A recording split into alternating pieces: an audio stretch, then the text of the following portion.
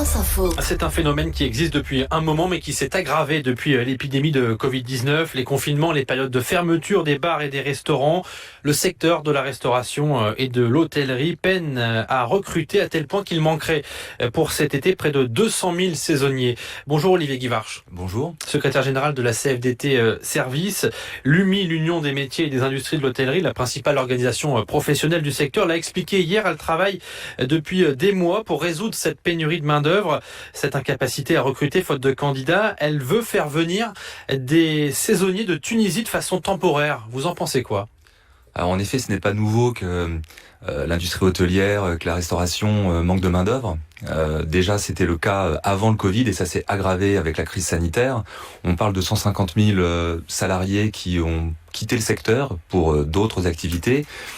Alors, je pense que cette annonce, c'est surtout la révélation d'un manque d'attractivité globale et finalement, les employeurs cherchent des solutions. Et donc, c'est une sorte d'appel au secours. Il faut le voir comme ça. Alors, de toute façon, quelle que soit la nationalité des salariés, la CFDT, elle sera aux côtés des travailleurs saisonniers dans les restaurants, dans les hôtels pour l'été à venir. Je pense que le chiffre est un peu gonflé. C'est-à-dire que aujourd'hui, il y a à peu près 350 000, 400 000 salariés saisonniers. En tout cas, c'est la dernière étude qui le dit. Donc je pense que c'est peut-être un peu exagéré de parler de 200 000 salariés saisonniers étrangers qui viendraient en France. Mais quoi qu'il en soit, il y a un manque d'attractivité. Et donc ça peut être une solution ou pas pour des travailleurs étrangers. À vos yeux, c'est une solution ou pas d'aller chercher des travailleurs qualifiés étrangers ? Alors, de toute façon, il y a toujours eu des saisonniers étrangers qui travaillent dans les restaurants, dans les hôtels, en particulier dans les régions touristiques. Et c'est un plus pour les établissements. C'est très bien pour ces salariés qui ont une expérience professionnelle en France et qui gagnent en expérience. Il n'y a pas de problème avec la nationalité des salariés, en tout cas pour la CFDT. Il faut que ce soit en tout cas encadré. On parle de 5 mois maximum d'une main-d'œuvre déjà qualifiée qui serait payée selon la grille des salaires françaises. Ça, c'est important. Ah oui, alors là, il faut être très clair. C'est que qu'on soit saisonnier étranger ou de nationalité française, qu'on vienne d'un pays de l'Union européenne ou qu'on soit ressortissant d'un autre pays, il est évident que le noyau dur du droit du travail doit s'appliquer. Les salaires minimum, les salaires de référence, la protection sociale, les congés, etc., etc. Donc les droits des saisonniers étrangers doivent être respectés de la même manière que leurs collègues de nationalité française. On y veillera.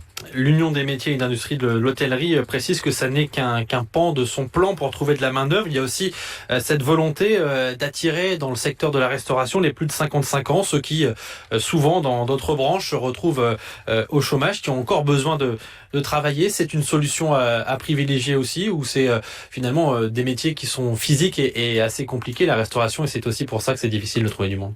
Je crois que la meilleure solution, c'est de rendre les métiers attractifs. Et ainsi, les salariés, quel que soit leur âge, accepteront de travailler dans les hôtels, les cafés, les restaurants. Pour améliorer cette attractivité des métiers, on a eu un premier train de mesure, une grille de salaire minimum que la CFDT a signée, exactement, avec un niveau 1 au-dessus du SMIC. Encore aujourd'hui, c'est applicable depuis le 1er avril, donc tous les salariés doivent vérifier qu'ils sont payés selon cette grille de salaire minimum.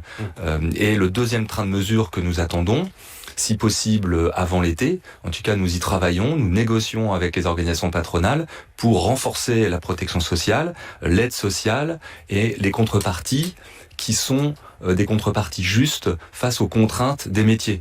2 jours de repos consécutifs, la question du travail du dimanche, et puis d'autres mesures qui pourraient intervenir de manière à, en quelque sorte, rendre plus attractifs les métiers. Et ça n'avance pas au niveau de la branche. On voit quelques restaurateurs ci et là qui font ces démarches avec parfois la semaine de 4 jours, parfois 2 jours de fermeture pour permettre justement aux salariés de souffler. Pourquoi ça n'est pas adopté de façon plus générale, puisqu'on voit bien que c'est quand même cette qualité de vie aussi que recherchent les salariés qui pourraient venir travailler dans cette Heureusement, il y a beaucoup d'employeurs qui discutent avec leurs salariés, avec les représentants du personnel et qui trouvent des solutions. Il faut le reconnaître, simplement au niveau de la branche, donc pour tous les établissements pour que ce soit applicable partout.